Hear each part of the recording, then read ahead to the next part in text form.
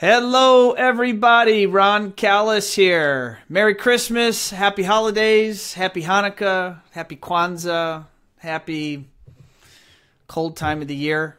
Glad you are with me. Today is December 13th. It's 12:30 p.m. Today's, I think it's Wednesday. It is Wednesday, December 13th. So happy that you're with me. Let me jump over to Facebook. But again, I am brought to you, and this show is brought to you by One Firefly. That's my day job. And let me come over here, see if we've got a stream that's live. Hope you're having a good day. Hope you're excited about the holidays. It's always a nice time of year. Let's see, where's the stream? For some reason my Facebook is lagging here, folks. If you're out there, give me a comment. Tell me you're watching. Oh, there we go. Looks like we're live. All right. Sorry about that fidgeting. So I have an awesome guest for you today. This is a gentleman that I've known for a long time. And let me bring him on. We got George Tucker of Tucker Tuesdays. Are you still doing Tucker Tuesdays, George? Yes, occasionally. It's now a newsletter, but yes. So now a newsletter. So yeah. George is the director of product training at Aurora Multimedia. And George and I actually met way back, I'm trying to think of my Crestron days. George, you were the person of interest that taught me Facebook. Yes. It's all my fault. It's all your fault.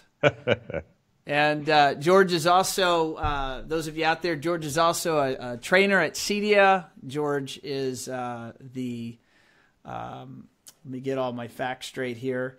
He's the co-founder of AV Nation as well. Yeah, one of three. One of three. So George, how's your Wednesday going? How are you doing? It's going well. It's going well. It's nice to be on a show where I'm being interviewed rather than the other way around. It's a novel experience for me. Yeah, well, I won't hold a candle. I don't pretend to hold a candle to your style. You've been very generous and had me on a number of times over the years, and I'm happy to reciprocate. Oh, cool. Yeah, no. So my Wednesdays, I'm here in my my living room area, very Christmassy for this time of year. We're getting parts of the house redone, so it's the neatest, cleanest, and dust-free area I could find at the current moment. No, I love it. The stockings, the lights, the Christmas season. It's just a wonderful time of year, and of course you're up in New York, so it's probably nice and cold. And has it snowed yet? We had snow, but of course it snowed and then rained, and now it's gone. Okay, all right. So you're still at the point where you're enjoying the cold, and then it'll be another month or two before you're tired and ready for it to leave you, right? Oh yeah, February is going to suck. Yeah. February in New York does mostly suck. Yeah, no, it's dirty, it's grimy, it's just not fun. I agree. So George, can you, for the audience that's assembling now, can you just tell us a little bit about your background? You've been in the AV business for 25 plus years. Kind of just take us through that storied past and how you got in and why you're still here. Well, I feel like it's the Mary Tyler Moore show. It all started at a 50,000 watt radio station. In actuality, it started because of a movie called Breaking Glass. Hazel O'Connor in 1980s, great movie about the post-punk era, and drove me from being that kid who listened only to classic rock and Kiss to go to the music store and say, what do I not know about? I want new stuff. And the guy gave me a whole bunch of records, everything from standard synth stuff and German Kraftwerk kind of things to the burgeoning hardcore scene in classic punk that was to become classic punk. And it changed my life entirely. I started to figure out that music was something I wanted to do. And I moved to New York, got various and sundry jobs working for non-music related people, but was in punk bands and soon learned that being a okay 4/4 drummer didn't pay nearly as much as being the FOH guy who could get it right. And traveled for a couple of years up and down the East Coast, doing the punk van tours, being the guy that would help set up. Went to a trade school and started working in recording studios. I worked for Electric Lady for a couple of years as a sort of GA and second engineer. Decided that that wasn't really making any money, and was offered a job with a staging company, which did staging and installations for corporate and for commercial spaces. We did lots of Broadway, live event shows, product announcements, that kind of stuff. That was the company that did the Toys R Us Superstore in Times Square, the Nike Superstore just on the east side of Manhattan. They've done museums galore, that kind of stuff, as well as, again, live events for all types and shapes. From everything from, of course, Fortune 500 to bar mitzvahs. Oh, my goodness. Now, when you just, I'm a bit ignorant on the subject. So this is, can you expound on that for, a lot of my audience may not know exactly what you're describing. So this is the company that goes and is hired to set up these events? Yeah, so a live staging company is the company that comes in, it brings in the audio, the video, the lighting, all the reinforcement issues. They can do, everything from really, really spectacular multi-screen switching of multi-cameras, recording it with wireless microphones, to just your simple, self-powered speaker and a mock microphone. Okay. The company started off as rentals to recording studios, and that became such a competitive and non-profitable business. Everybody wanted the newest reverb machine, but they didn't want to own it, and you had to always get the new one, and you never made your money back on it. So staging was a natural progression for them. And then through that, I learned a program, doing AMX, Crestron, was doing something called Dataton, which is a multimedia sort of, now it does image blending systems, but back then they were a multimedia control system. And moved on to that and got hired by Crestron.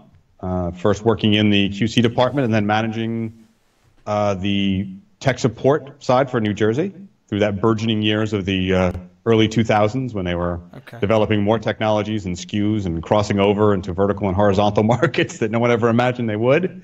Yeah. And then transitioned down to the sort of marketing department because I had opened up a social media account asking for forgiveness rather than permission. So you were the first to put Crestron on social media? I'd like to say yes, I was. Yeah.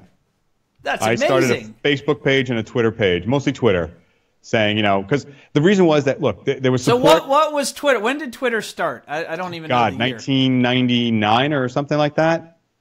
Okay. I think. So you were, because I know Facebook started, I want to say 07. Something like that. 06, 07. Twitter was around for a long time. And I think around... See, now I'm going to have to go research it and find 2009, 2010, I was on. So I may have my dates off because there were so many out there for so many years. But around 2009, 2007, we started the Twitter feed. And that really came forth from the idea that there were so many people asking questions about that. The FAQs were, didn't always get through in time for what they needed. They were asking the collective hive, what do I do? And we noticed this, and I created one, Crestron HQ, and said, what do you need? Here's a link for the FAQ. Here's what you need. I know what you're dealing with. Here's your local rep. Here's the sales guy that deals with your region. It was really helpful in that way. And that sort of grew into the idea that we were communicating as an industry, and guys would hop on, and people from the various publications started to take notice. And it just was a natural progression. And that's when AV Tweeps was developed. If you know the hashtag. Oh, yeah, sure. That was you were part of that group that I guess created that hashtag? Yeah, well, that hashtag was actually named by one Johnny Moda, who was an early adapter of all the Twitter and very active on it. And he and I would chat, and he came up with this name, AV Tweeps, and I'm like, that's awesome.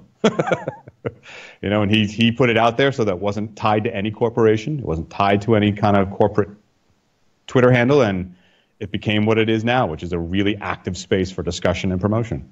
I was going to say, isn't that the #1 hashtag on Twitter for the industry now? I don't know that for a fact, but it's up there. Absolutely. It's up there. Now, for your current company, Aurora Multimedia, are you in a capacity where you're also helping with marketing and or managing or getting them onto social? Or I know the title is Director of Product Training. So if you don't mind, what's the full, I guess, set of duties or responsibilities you have where you're at now? Yeah, so, maybe not the complete list, but a high level, a macro overview. Yeah, well, in synopsis, my job is to bring education and knowledge about our product lines as well as the foundational technologies to our dealers, reps, and to the industry. So in that sense, what I'm doing is bringing more attention to our AV over IP product solutions. We do HD-based T products. We have our own IP-based T product line, which is AV over IP and 1 and 10 gig networks. We have a whole host of other, extenders and solution devices that we can do. We have our own HDMI cable, military grade stuff, right? So my job is to do a little bit of promotion. I mean, look, everything's promotion, everything's marketing when you get down to it. So my job is to provide the technical knowledge on how our products and software work, as well as getting people excited about the fact that, hey, these boxes do a lot of really cool things, and this is why it's the perfect solution for you, and this is why we're promoting it the way we are. So it's the company's been around for 20 years. I've known Paul and Mike, who run the company, since my days when I was at Staging. They were a programming house back then, and we actually hired them to do several of those installs that we worked on. So wow. He's really grown it. We were talking about this offline earlier. I remember the day Paul gave me a call going, I've made my own control system. This is the really cool thing. You've got to see this. And I remember that day that he called me back in the, mid-90s, I believe it was. So what are some of the techniques or strategies that you're employing in the role of trainer or a trainer to the industry of your company's products? How are you going about doing that? Because, that sounds like a pretty big job and a lot of responsibility to get a lot of messaging out. So yeah, it's multifaceted. Yeah, it's multifaceted, right? It's doing webinars, it's doing videos, it's doing updates to documentation, it's managing and coordinating the FAQ system that we have, making sure that those parts are in there. And in essence, the products themselves are not complicated. It's understanding the underlying technology that dictates how you operate that becomes an issue. Look, when I teach for CEDIA, I teach a lot of the networking for AV, right? So it's IP networking for audiovisual installation systems. We're 10 years into the first products ever being rolled out for this kind of stuff, and we're still struggling with the idea that many people don't know how to properly set up a network to make it optimized for the delivery of the content that we want to put over it. So that takes a lot of effort, everything from the basics. I mean, there's people and there's kids who know, hey, there's an IP address, I get what it is, but how do you set up your own?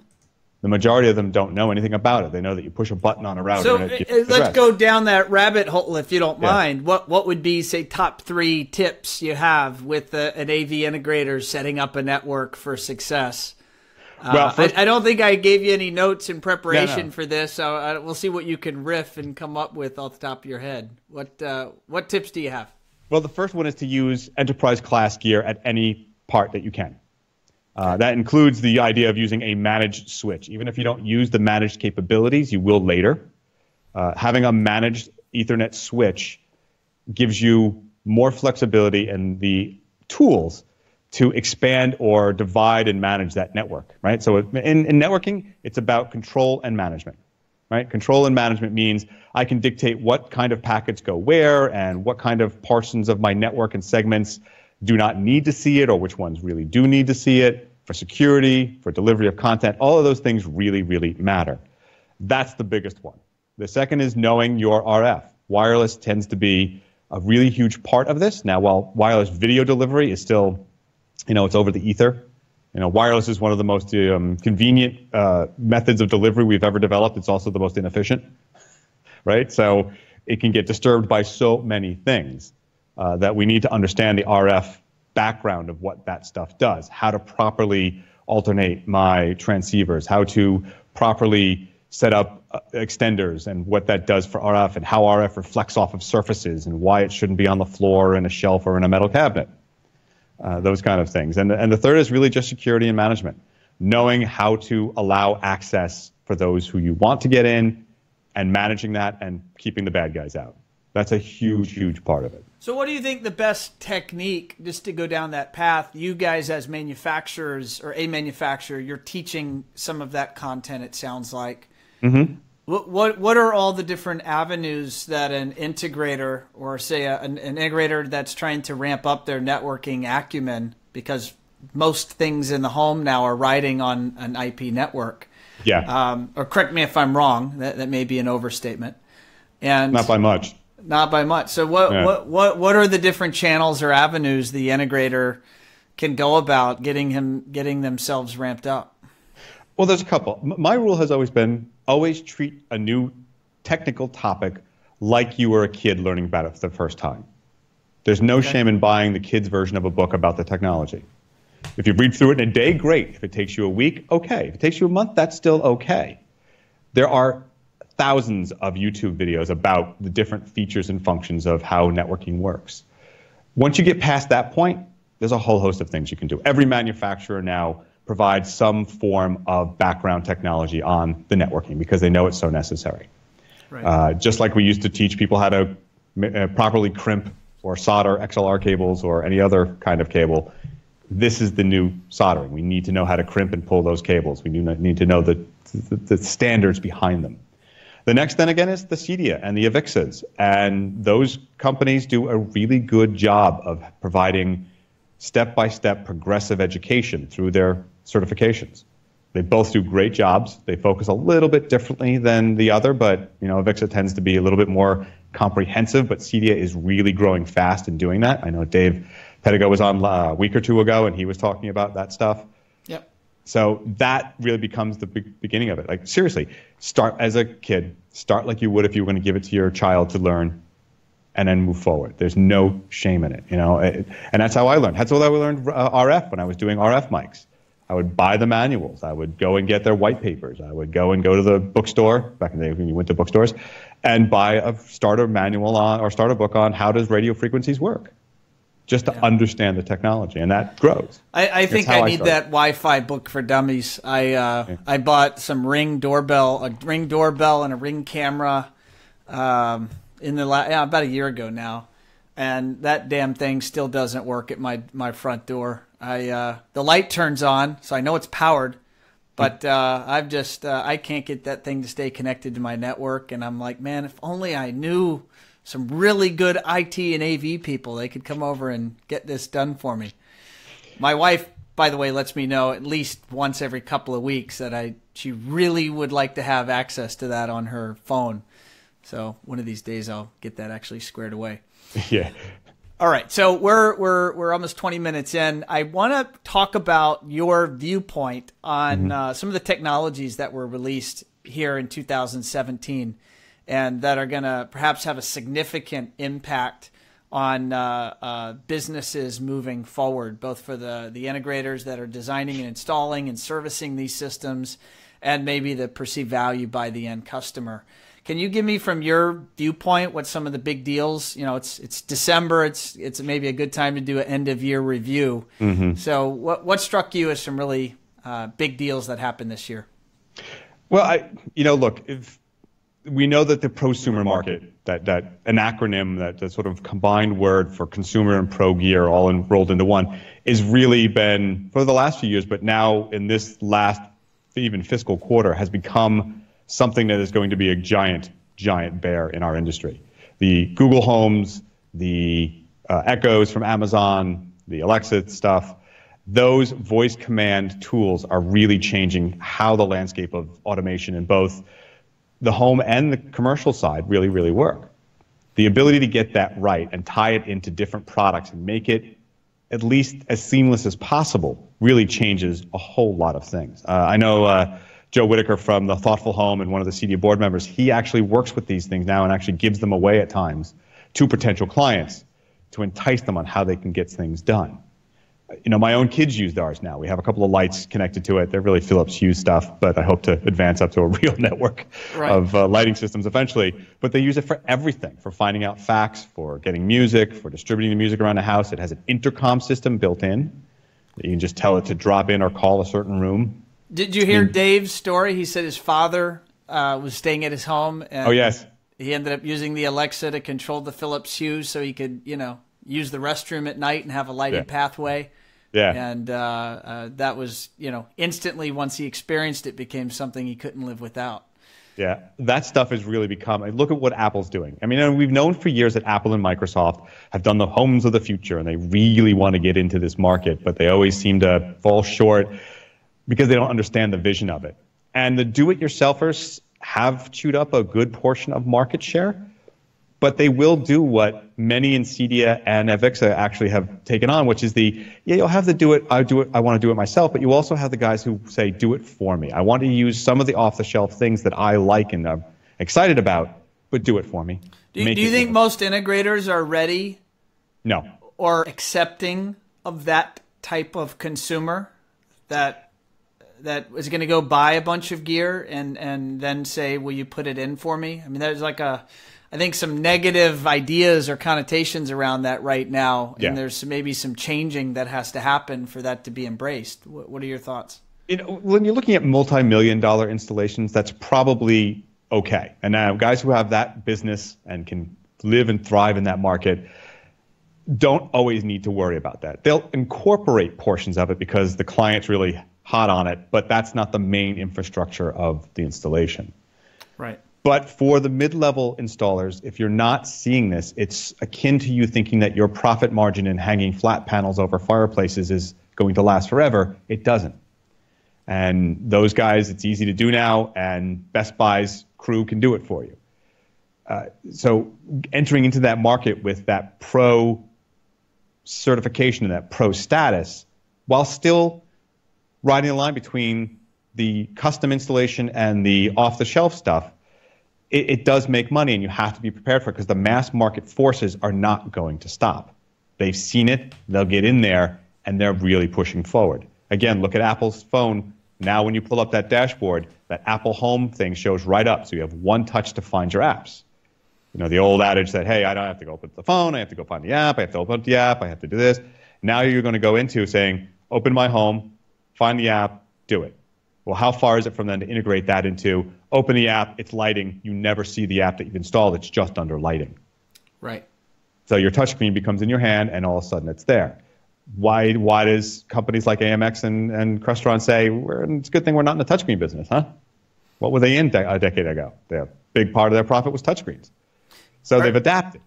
I was just going to ask, last night I was honored to have dinner with Frank White and Walt, I believe it's Walt Zerbe. You know what? I have a business card around here. Walt, I apologize if you're listening.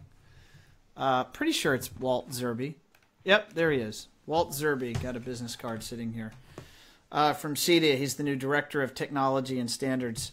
And what we were talking about last night was the new CEDIA Amazon partnership, and how there's a new, I don't want to say new, I think it's fairly recent relationship between CEDIA and Amazon, and the lead gen that's coming in from Amazon with people that want that technology partner, technology contractor, designer, installer to come into their home and make all this stuff work. And, you know, so on that pro consumer, I think that's the word you used, right? The prosumer, yeah. Prosumer marketplace. I think there's going to be the potential is high for some very interesting movement around this Amazon CEDIA partnership, and potentially using, you know, the big bad guy Amazon as potentially a gateway for some nice lead gen. Yeah. You know, for those contractors that are ready to take that on and embrace it. You know, it's sort of akin to the days of coding. You know, there's a lot of good programming houses out there, and they do a lot of good work. Mm-hmm. They're starting to expand into some other forms of coding. They're not just doing the tools provided by the corporations. They're learning some sort of open sourced coding, because that becomes their gateway to creating not just portals and pages, but control environments. Right. You know, within those worlds. And the idea that a programmer is absolutely necessary, and I'm going to get riffed for this from lots of my friends, is ending. Not in the way that it goes away completely, but for generations we've been doing these configuration softwares that the companies know they needed to do. They had to, because they needed to get that volume out. And for the mid-priced and lower-priced stuff, they needed to be able to go, wham, bam, it's done. But with Amazon and with CEDIA, what you want is that marketplace openness, to be able to get there.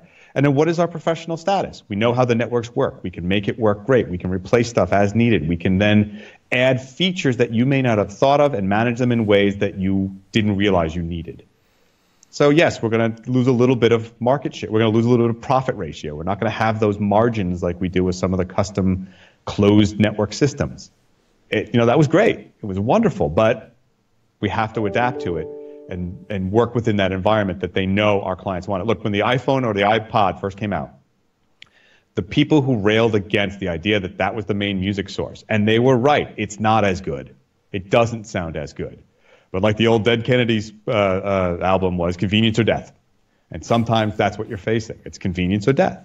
And they want the convenience. I know I did. I listen to that almost exclusively now on my digital files. I have a turntable. I have all this stuff. But what do I listen to? Because I can choose any format, any genre, and it can go with me anywhere I go. So it's inevitable. So 2018, what are some of your, maybe some of the technologies or changes going on in the industry that you're most excited about? Well, I'm thinking that fiber is going to become more prevalent because it's at that state now where you can do that. And I think we're going to need inside of homes, that kind of thing. I think there's also going to be a push for, as we mentioned earlier, wireless only. I know this has been covered by a couple of trade magazines, but there are some home builders who are looking to not include any structured wiring in their systems or in their builds and go completely with RF, because the newest generations of Wi-Fi are supposedly can handle the throughput, with band channel bonding and all that kind of stuff. I'm doubtful of it. It's going to be fun to watch. You're going to see more and more from the consumer electronics portion of this world get into what we do and be more and more prevalent, because I can go and do it. And then I can ask you how to set my settings. Again, I can be a lighting designer, but it doesn't mean I have to get custom lighting systems. I can do that. But what I'm really looking forward to is something that I think is on the precipice. Now, for many years, my associate, Mr. Tim Albright, who has taught me so much in this industry, talked about OLED screens. And that was his big thing. It's coming, it's coming, it's coming. And they're finally starting to show up in real ways. Well, my big thing is a little bit more on the odd side. I follow sort of the odd technologies that are established, because I think that's where certain breakthroughs are going to come. And one of the ones I'm watching is not wearables, but embeddables. That is, the biologically embedded devices. You think this is happening in 2018? I think you're going to see a grow of it. In 2016, there was a company in Sweden that was implanting electrodes in the little forefingers, or if I can show the camera, right in here for their employees. And it opened doors, gained access to the cafeteria, made copies. You could do all this stuff just with this engaged chip. As we watch more and more of these electronics working with, say, dialysis machines that will go be embedded inside the body rather than the ones that sit outside, some of the other technologies for correcting health issues are moving from the external device to the internal device. And you can track them on your own systems, on your smart devices.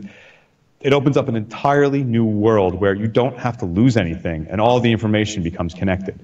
There's people that are developing the sort of contact lenses, not Google Glass, but a contact lens version that is in production, that has been used and is under testing. Do you call that an embeddable or a wearable? Yes, because the step from that to an embedded, like when they do the laser surgery on your eyes and you don't need glasses anymore, where they cut off your lens and they shape it and they sew it or seal it back onto you.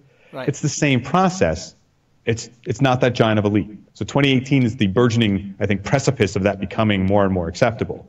Because in 2017, a Minnesota company started doing the same thing the Swedish company was doing. They're offering that to their employees. All that is able to get them through their corridors, passing. They can always have their phone know where it is. They can always be summoned because it knows where they are. So basically they have an RFID chip or pellet embedded in under their skin, and that saves them from having to carry a fob. Yeah. Now, who's pushing this? There's a lot of places like the like Grindhouse and Wetworks, and the people who do the tattooing, and the people who early on did the implementation of like studs in people's foreheads, or the little decorative type of tribal stuff that happened back starting in the late 80s, early 90s. Right. They were on the burgeoning part, or the very forefront of putting in microchips or neodymium magnets in their fingertips to be able to feel electricity and do certain things and have that neodymium reaction work to open things without having to touch things.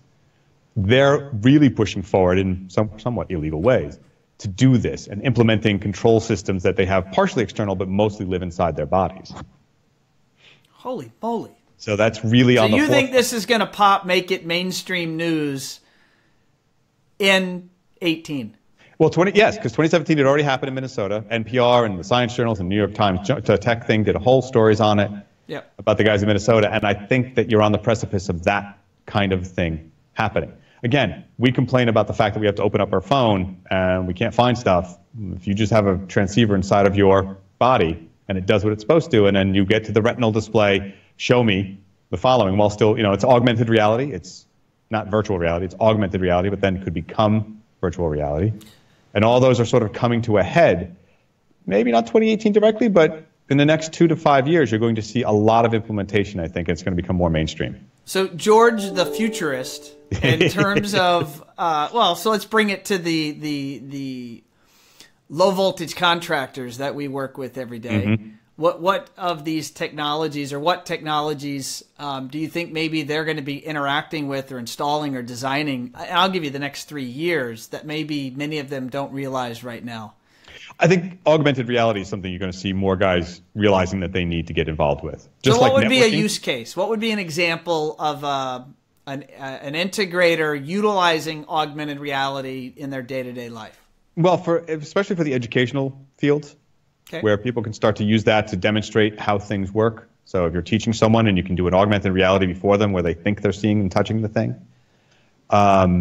where you utilize technologies that are supposedly transparent to the decorative side of, say, a house or a commercial installation, but using the augmented reality glasses, you can actually find those surfaces and do the controls you need to do, then move on. Okay, and I'll work off the inverse of that. You could be in a room, an empty room, but hold up an iPad and the customer could see that room fully outfitted with theater technology or seating. Yep.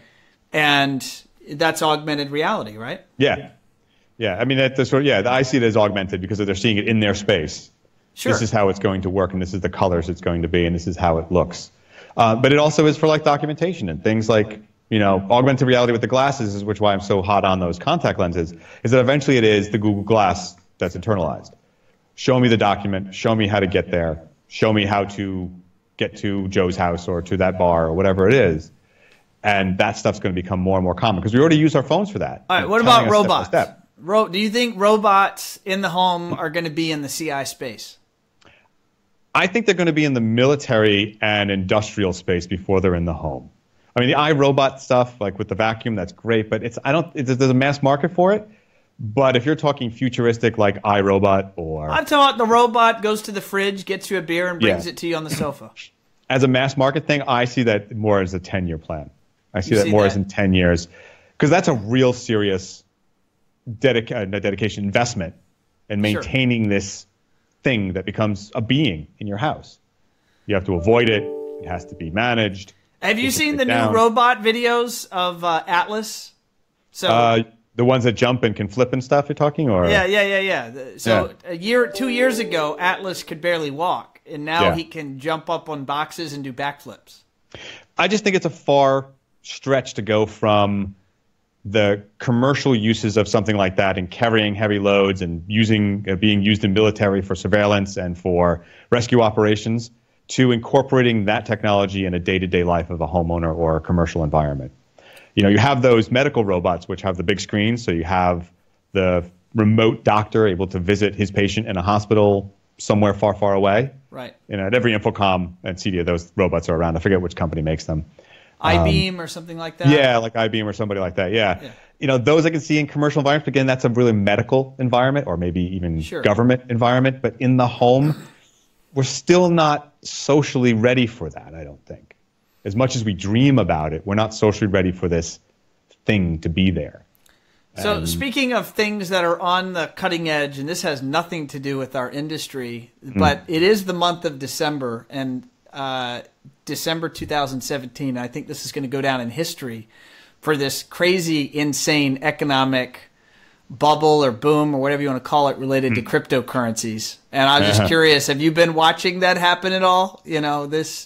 It officially this week just beat, I guess, the tulip deal from the 1600s, which previously was the biggest bubble in the world. And now the Bitcoin boom this week is now surpassed that. It's the biggest bubble in world history. Yeah, I mean, I think it's funny that you make the comparison to the tulip boom. For those who don't know, the tulips were a commodity that were very valued by a lot of the upper classes, and it created an enormous set of wealth for a very short period of time right. among those who could grow them and import and export them. And nowadays, of course, where do you get tulips? Any dime store can sell them, right? Right. Bit currency is a little bit different. It's a similar way, I guess, in that I think there's a lot of people promoting Bitcoin and those cryptocurrencies, but the general acceptance and safety factor, just like the robot situation, is how do I trust it? Right now, 20, 40, 50, 60 years ago, you were basically allowed to trust the government's money because it had a gold standard, right? And I'm not one who advocates for the gold standard coming back, but that was your insurance that the money was backed by something. In order to grow, we had to get into that sort of credit, debit, and this sort of virtual currency, which is what we really were. When you're borrowing money and the banks kind of have it but don't have it, but they're expecting it from here, it's a sort of virtual currency, right? Yep. But we trusted that the government would back it, especially after several depressions and people saying, hey, we have to sort of back this in more ways. So we're insured on our personal accounts to $100,000 and things like that. I don't see that in cryptocurrency yet. I get that it's secure. I've read about the guys who have established it and who really, really protect it, like the hermits, that think that they have the golden chalice of Christ. It has some value today. If you lose your coins, it can really hurt, and they're irrecoverable. Yeah. So, but from one day to the other, you don't know how valuable it is. Like stocks today, if only driven by demand, they're valuable. Now, do they have long-term value? I don't know. I think that's going to be the fun thing to watch. Right. Well, just like tulips and manual typewriters. At one point, they were both very valuable, and being a repairman or planter of tulips or a repairman of a manual typewriter could make you a good deal of money. That's right. But look, there's guys who've lost tons of money in the last few days where it just suddenly dropped. It's fantastically volatile. Yeah. I mean, again, I'm an observer from afar, so I'm having fun asking, the folks that are around me and that I interact with regularly, kind of what their take on it is. It's a good, perhaps, measure of the acceptance rate of such technologies.